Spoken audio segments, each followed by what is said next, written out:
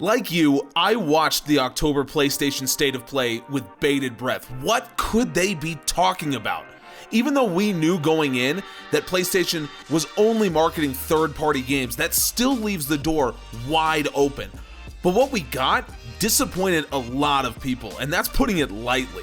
Games that barely move the needle for most, and not a hint of the massive blockbusters coming to console over the next 12 months. But it got me thinking why that might be the case, and I think PlayStation actually made the right call here. I'm Griff from Childish Foolishness on the calendar. Let's talk about it. Yeah, take it away, it's going to be a bumpy ride. So let's talk about the games we did see, and none of these are the blockbusters that we were hoping for. More on that in a second. Really only the next Five Nights at Freddy's game has any significant American fan base, but this is a game that we've known about for months, and really the people who are interested in it are probably regular viewers of channels like Game Theory. They're really in it for the ARG story elements. Other than that, the only significant unexpected announcement was Star Ocean: The Divine Force coming next year. It's a continuation of the 2 decades old Star Ocean series. Now, I know very little about Star Ocean personally, so if one of you out there did see this and was incredibly hyped for it, then please let me know in the comments. But there really was not a lot of games that turned heads. There was a couple new announcements, a new battle royale game called Deathverse, a very interesting looking story-driven, dialogue, character-driven kind of game in We Are OFK. Certainly not my thing, but I guess it could be yours. A new Devolver Digital game called Death's Door. Devolver Digital always makes good stuff. A new kart driving game, sort of in the Mario Kart style. A new King of Fighters, so if you're big on fighting games, then I guess that one's for you, although no mention of any kind of single-player story, so I don't know if that's an issue. Again, that's not a series that I know a ton about. Also, the first of what I assume is going to be a ton of Among Us clones called First Class Trouble, which is actually coming out in a few days, coming out November 2nd. It's free for PS Plus members, so that was the one that I thought, okay, this is kind of cool.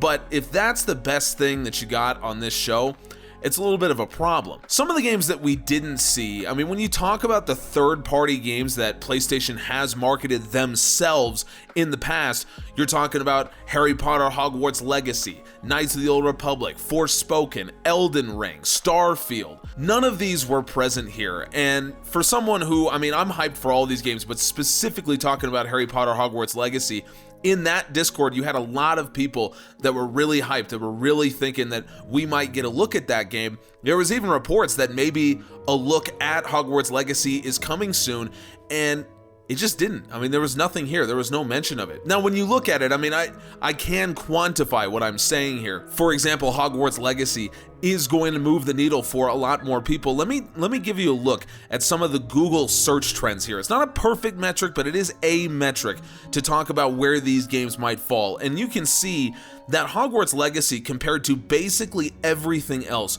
outpaces everything in these search trends. There's no game that really gets close. In fact, the only game that was announced that is even close to Hogwarts Legacy is Five Nights at Freddy's. And like I said, we've known about that for a long time. Star Ocean tends to get good play. I guess that's more popular than I gave it credit for, but it's still not really on that level. But those search trends also show something else. The hype for a game like Hogwarts Legacy is off the charts. So therefore, obviously, the expectations will be stratospheric as well. People were disappointed in this, but PlayStation may have something that they need to think about here. Games with gigantic marketing campaigns, especially earlier in their development, are far more likely to flop. And when I say these names, everyone knows these. Cyberpunk 2077, No Man's Sky, Fallout 76, Fable 3. Hell, Star Citizen has been in development for almost a decade, and people have basically given up on that one. When you put a lot of marketing and a lot of hype into your game, there is a point where it reaches that fever pitch and people are ready for the game. And if it doesn't drop right then you start to reach diminishing returns the more you market it. And people start to say, okay, I get it. I get that this game's going to be great, but now you actually have to show it to me. And all of us as gamers have individual games that this has happened to us with. For me, it was Watch Dogs Legion, that I was following that game for so long, and it wasn't bad, it just didn't really live up to the hype that I had given it. And that's all due to marketing letting me sit and wait on that game and think about it and watch the trailers and the gameplay over and over and over again and really build it up in my head. PlayStation may be assessing the situation where console supply is still low and has shown no signs of improving. The game market is still recovering from 2020, and competition from Xbox will be light in 2022. Forza Horizon 5 will release in a few days. Subscribe to CFC for coverage of that one, by the way. And Halo Infinite releases December 8th, meaning anything PlayStation markets now will get eaten up by the bigger releases by the end of the year. So there's something to be said for tempering expectations until very close to a game's release so that hype hits that fever pitch on release day. Notice too that these are undoubtedly decisions made by the developers and publishers of these third-party games. PlayStation seems very comfortable marketing their own games far away from release. Games like Spider-Man 2 and God of War Ragnarok may not come out until 2023, and yet we saw those at PlayStation's last State of Play. Why? Because PlayStation has already eaten the cost of these games, whether they succeed or not. But PlayStation wants people who are console shopping for the holiday season to know that these games are on the way. Yes, you may not have them soon, but a console is a very long-term purchase.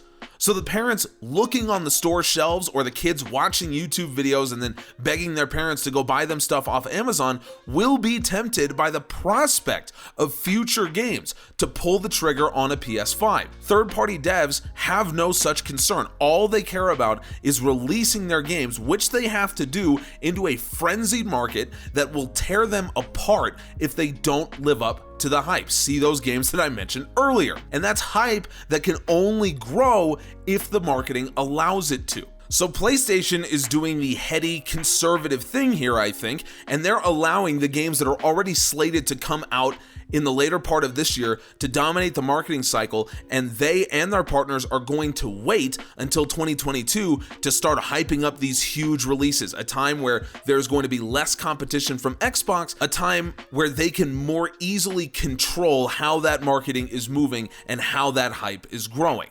So this leaves us with one final question. Why would PlayStation do this event now? Surely they knew which games would not be appearing at this event, so why bother with it? Honestly, if I were PlayStation's marketing team, I wouldn't call it State of Play. We've seen them do this before, where their State of Play drastically underperforms expectations. I don't think it's a big deal personally, but it does contribute to some skepticism in the future when people look at PlayStation marketing materials. It's a big deal for Sony to present these smaller titles to hundreds of thousands of live viewers the way they did, but they also have to realize that these games will draw a fraction of the viewers and revenue as the bigger titles.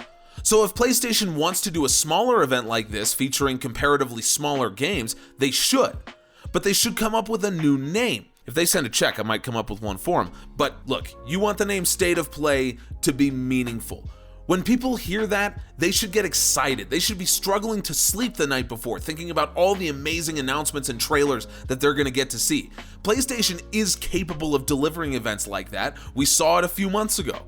In an age of gaming where big events like E3 and Gamescom are tumbling in popularity, marketers need to reach people online, but they don't have the name value of that big event to do it anymore the way they used to. Well, PlayStation can create their own here. State of Play can be their E3. So while we may be disappointed about what we didn't see at this PlayStation event, bear in mind that this is all for the greater good. Coming next year, we're going to get to see a lot more in a lot smaller of a space of time. It means that our hype is going to get to grow very quickly, and we won't have to sit on our expectations very long. So do you think that this would be a good way for PlayStation to move forward? Would you like to see more events like this just with a different name?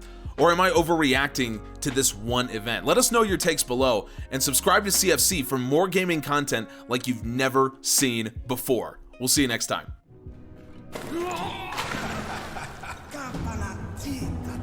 Well, it turns out that the job is not going to be so simple after all. Ever since leaving the mansion, strange-looking creatures constantly appear. Here he is surrounded by a mob, striking and sticking the blade into enemies to pull and throw them around. During his travels, Billy needs to resort to his survival instincts and make use of whatever he has to survive.